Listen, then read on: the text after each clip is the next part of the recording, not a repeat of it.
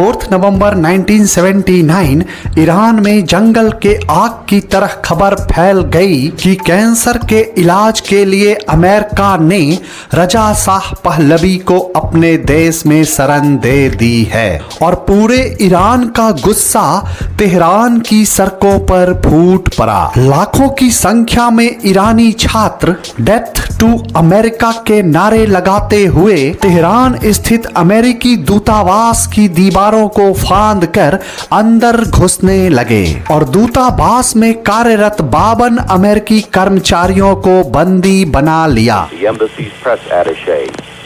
He was turned to face reporters and cameramen and several hundred Iranian demonstrators outside the embassy's gates. Yankee, go home, they cried, but they made no attempt to harm him. उनकी मांगें सीधी और स्पष्ट थी कि शाह को Iran को वापस सौंप दिया जाए ताकि उन पर मुकदमा चलाकर उन्हें फांसी पर लटकाया जा सके। और इधर अमेरिका में जब अमेरिकन कूटनीति काम नहीं आई तो अमेरिकी राष्ट्रपति जिमी कार्टर ने एक गुप्त सैन्य अभियान को मंजूरी दे दी जो किसी हॉलीवुड फिल्म से कम नहीं थी। प्लान के तहत रात के अंधेरे में ईरानी रडार से बचते हुए अमेरिकन हेलीकॉप्टरों को ईरान के रेगिस्तान में उतरना था और अमेरिकी कमांडोज को बंधकों को छुड़ाकर सुरक्षित वापस अमेरिका लौट आना था। नमस्कार दोस्तों, अतीत लाइव की वीडियो में एक बार फिर से आपका हार्दिक स्वागत है। मगर वैसा बिल्कुल भी नहीं हो सका जैसा कि प्लान किया गया था। रेतीले तूफान में फंसकर अमेरिकी हेलीकॉप्टर ईरानी टैंकर विमान से जा टकराया और 8 अमेरिकी सैनिकों की मृत्यु हो गई। मिशन बुरी तरह फेल हो गया था जो अमेरिका के लिए एक बड़ी अंतरराष्ट्रीय बेइज्जती बन चुका था। इस घटना को दुनिया में ईरान होस्टेज क्राइसिस के नाम से जाना जाता है। ईरानी नेता आयतुल्ला खुमैनी ने अमेरिका को ग्रेट सैटन यानी सबसे बड़ा शैतान घोषित कर दिया। 444 दिनों तक अमेरिकियों को बंधक रखने के बाद 20 जनवरी 1981 को अल्जीरियन सरकार की मध्यक्षता से अमेरिका के नए राष्ट्रपति के रूप में रोनाल्ड रीगन के शपथ लेने के ठीक 20 मिनट बाद ईरान ने सभी 52 बंधकों को रिहा कर दिया। During the night of January the 20th, 1981, 52 American diplomats arrive in Algiers from Tehran. Feeling great right now. Best I've felt in 444 days. Iran Jimmy Carter को बंधकों की रिहाई का कोई भी क्रेडिट देना नहीं चाहता था। 444 दिनों के संकट से अमेरिका और ईरान के रिश्ते में जो करवाहट घुली वह किसी न किसी रूप में आज तक कायम है। इस घटना के बाद अमेरिका ने ईरान पर कड़े आर्थिक प्रतिबंध लगा दिए थे। 1935 के दशक में ईरान के शाही महल से एक फरमान निकला जिसने पूरी दुनिया को चौंका दिया। सदियों से दुनिया जिसे पर्सिया के नाम से जानती थी रातों रात उसका नाम बदलकर ईरान कर दिया गया, जिसका मतलब आर्यों की भूमि होता है। यह केवल नाम का बदलाव नहीं बल्कि इस्लाम को दरकिनार कर सीधे ईरान के उस दौर के महान साम्राज्य से जुड़ने की कोशिश थी जिस दौर में इस्लाम का नामो निशान तक इस दुनिया में मौजूद नहीं था। रजा शाह पहलवी के नाम से जुड़ा पहलवी शब्द प्राचीन ईरानियन भाषा से आई थी जो प्राचीन ईरान के सासानियन साम्राज्य में बोली जाती थी। यह शाह का खुला ऐलान था कि हम अरब या इस्लामी बाद में हैं, पहले हम आर्य हैं। उन्होंने ईरान को वेस्टर्न कंट्रीज की तौर पर मॉडर्न देश बनाने की कोशिश शुरू कर दी। हिजाब और बुर्के को पूरी तरह बैन कर दिया गया। महिलाओं को वोटिंग वोटिंग राइट्स मिला, वेस्टर्न कल्चर और वेस्टर्न ड्रेस को बढ़ावा दिया गया। मस्जिदों से शिक्षा और कानून का अधिकार सरकार ने वापस अपने पास ले लिया। पारसी त्योहारों और प्रतीकों को बढ़ावा दिया जाने लगा। मगर यह आधुनिकता और बदलाव धार्मिक गुरुओं और परंपरागत ईरानियों को रास नहीं आ रही थी। धार्मिक नेता अयातुल्ला खुमैनी ने शाह की नीतियों का कड़ा विरोध किया, जिसके कारण उन्हें 1964 में ईरान से देश निकाला दे दिया गया। खुमैनी ने ईरान छोड़ दी, इराक और फ्रांस में बैठकर अपने भाषणों को ऑडियो कैसेट में रिकॉर्ड करने लगे और ये कैसेट चोरी छिपे ईरान स्मगल किए गए। खुमैनी की आवाज शाह के भव्य महलों की दीवारों में दरार पैदा करने लगी थी। लाखों छात्र सड़क पर उतर आए, पुलिस ने गोलियां चलाई और हजारों लोग मारे गए। ईरान की परंपरा के अनुसार मौत के 40वें दिन शोक सभा आयोजित होती है। हर शोक सभा एक नए विरोध प्रदर्शन में बदलती चली गई और देखते ही देखते पूरा ईरान शाह मुर्दाबाद के नारों से गूंज उठा। परिस्थितियां बिल्कुल भी अनुकूल नहीं थी। ईरान में कभी भी शाह की हत्या की जा सकती थी। इसलिए जनवरी 1979 को कैंसर से जूझ रहे रजा शाह पहलवी ने हमेशा के लिए ईरान छोड़ने का फैसला कर लिया। शाह अपने साथ ईरान की थोड़ी सी मिट्टी भी लेते गए और खुद अपना 707 बोइंग विमान उड़ाकर ईरान से बाहर निकले। इधर शाह का विमान ईरान से बाहर निकला और उधर 1 फरवरी 1979 को आयतुल्ला रुहोल्लाह खुमैनी का चार्टर विमान पेरिस से तेहरान की धरती पर उतरा। शाही सरकार गिर गई और ईरान एक इस्लामिक गणराज्य बनता चला गया। 1979 तक ईरान में जब तक शाह का शासन था, ईरान इजराइल साथ मिलकर व्यापार, सैन्य और रक्षा में सहयोगात्मक रुख अपनाते थे। मगर कट्टरता किसी विश्वास, धर्म या विचारधारा के प्रति एक ऐसी अटूट और जुनूनी निष्ठा होती है जिसमें तर्क और उदारता के लिए कोई जगह नहीं होती। यह समाज में विभाजन, घृणा और हिंसा को जन्म देती है और संवाद के सभी रास्ते बंद कर देती है। जैसे ही अयातुल्ला खुमैनी सत्ता में आए, ईरान में शाह के कानून को खत्म कर दिया गया और इस्लामी कानून के तहत उन सभी चीजों को सख्ती से लागू किया गया जिसे शाह ने अवैध घोषित कर दिया था। 1983 में ईरानी संसद मजलिस ने एक कानून पारित किया जिसमें हिजाब न पहनने वाली महिलाओं के लिए 74 कोड़े की सजा का प्रावधान किया गया। सार्वजनिक स्थानों पर पुरुषों और महिलाओं के बैठने की व्यवस्था अलग अलग कर दी गई। पारिवारिक संरक्षण कानून रद्द कर दिया गया और पुरुषों को बहुविवाह का अधिकार प्राप्त हुआ। वेस्टर्न म्यूजिक, वाइन और फिल्मों को पूरी तरह बैन कर दिया गया और टीवी पर सिर्फ इस्लामी सिद्धांत के अनुकूल सामग्री दिखाई जाने लगी। इसे सख्ती से लागू करने के लिए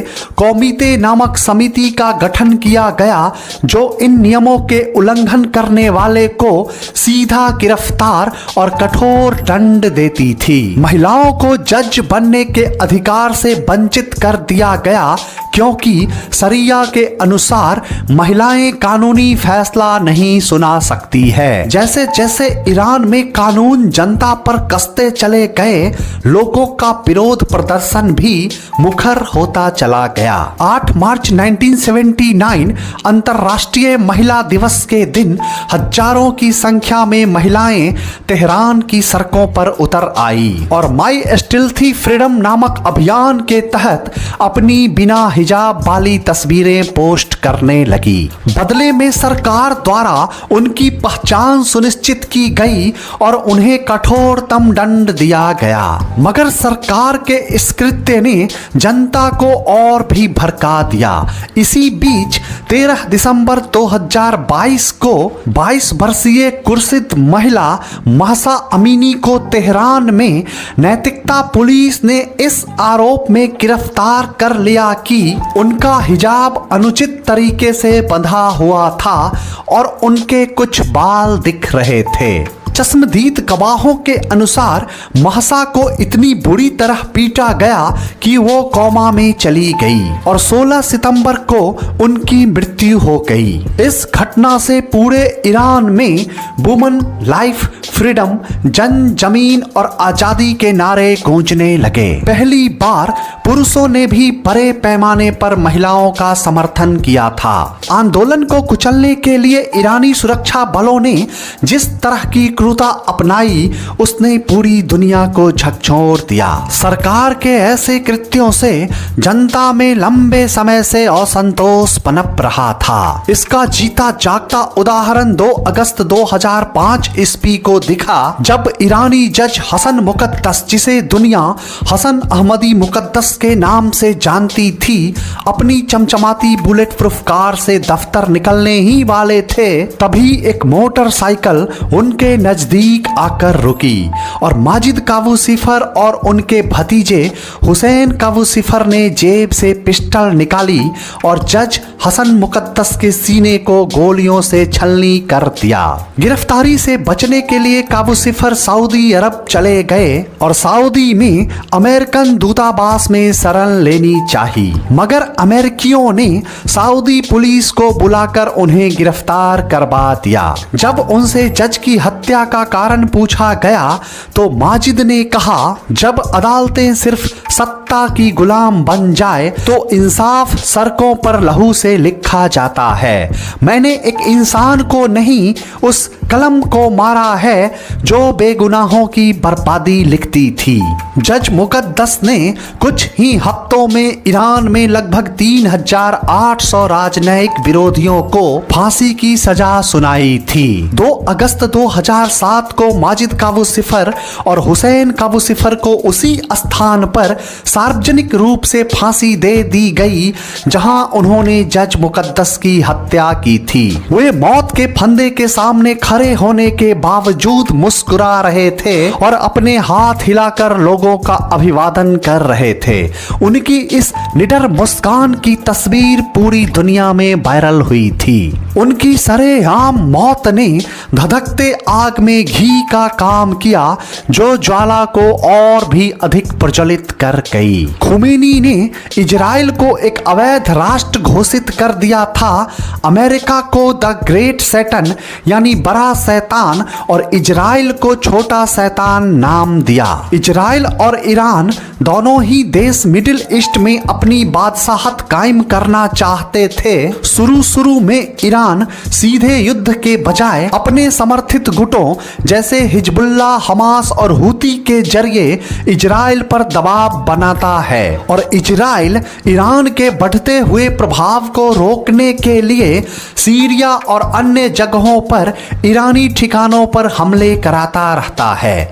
मगर इजराइल की चिंता का सबसे बड़ा कारण ईरान का परमाणु प्रोजेक्ट था। इजराइल का मानना था कि ईरान का परमाणु प्रोजेक्ट उसके अस्तित्व के लिए सीधा सीधा खतरा साबित होगा। इसलिए दोनों के बीच का प्रॉक्सी वार अब सीधा टकराव में बदल गया। दोनों देश ने एक दूसरे की मुख्य भूमि पर सीधे मिसाइल और ड्रोन से हमले शुरू कर दिए। इधर अमेरिका ने बगदाद हवाई अड्डे पर एक ड्रोन हमले में ईरान के सबसे शक्तिशाली जनरल कासिम सुलेमानी को मार गिराया। फलस्वरूप ईरान ने इराक में अमेरिकी सैन्य ठिकानों पर दर्जनों मिसाइल दागकर सीधा पलटवार कर दिया और आज ईरान, इजराइल और अमेरिका के बीच चल रहा संघर्ष एक पूर्ण सैन्य युद्ध का रूप ले चुका है।